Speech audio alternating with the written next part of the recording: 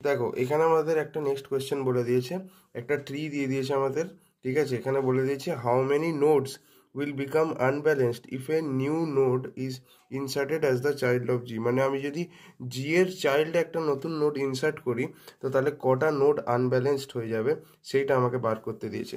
তো দেখো সবার আগে না আমি বাইনারি ট্রিটা বানাচ্ছি। তো কিরম আছে বাইনারি ট্রিটা, এখানে আছে এ, দেন এখানে আছে হচ্ছে তোমার বি, দেন এদিকে ই, তারপর সি, তারপর ডি, তারপরে হচ্ছে এদিকে এফ, আর এই সি এর থেকে আসছে একটা জি। ঠিক আছে, এবার আমি যদি জি এর চাইল্ডে একটা নোট ঢোকাই, তো জি এর দুদিকে আমি নোট ঢোকাতে পারি, আইদার আমি লেফট চাইল্ডে নোট ঢোকাতে পারি অথবা রাইট চাইল্ডে। সো আমি যেদিকেই নোট ঢোকাই না কেন, লেটসে আমি লেফট চাইল্ডে একটা নোট ঢোকালাম, সেটা হচ্ছে এইচ। ঠিক আছে, তো তাহলে এবার কটা নোট ব্যালেন্সড আনব্যালেন্সড হয়ে যাবে আমাকে সেইটা জানতে হবে। তো আনব্যালেন্সড বার করার জন্য আমাদের কি করতে হবে, ভালো করে দেখবে। আনব্যালেন্সড আমার যদি বার করতে হয়, তো আমায় দেখতে হবে যে এইখানে দেখো এই পোর্শনটা হচ্ছে number of nodes in the left subtree, আর এদিকে হচ্ছে minus number of nodes in the right sub tree.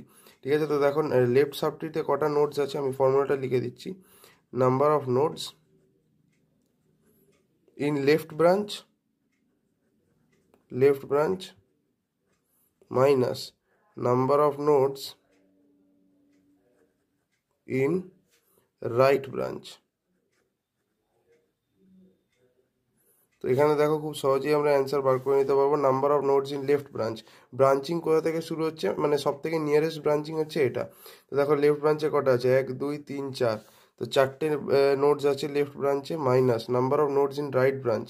দেখো রাইট ব্রাঞ্চে কিন্তু একটাই আছে, মানে রাইট সাইডে একটাই নোড আছে। ঠিক আছে, দেখো একটাই নোড আছে, তাহলে 4 - 1 উইচ ইজ ইকুয়াল টু 3।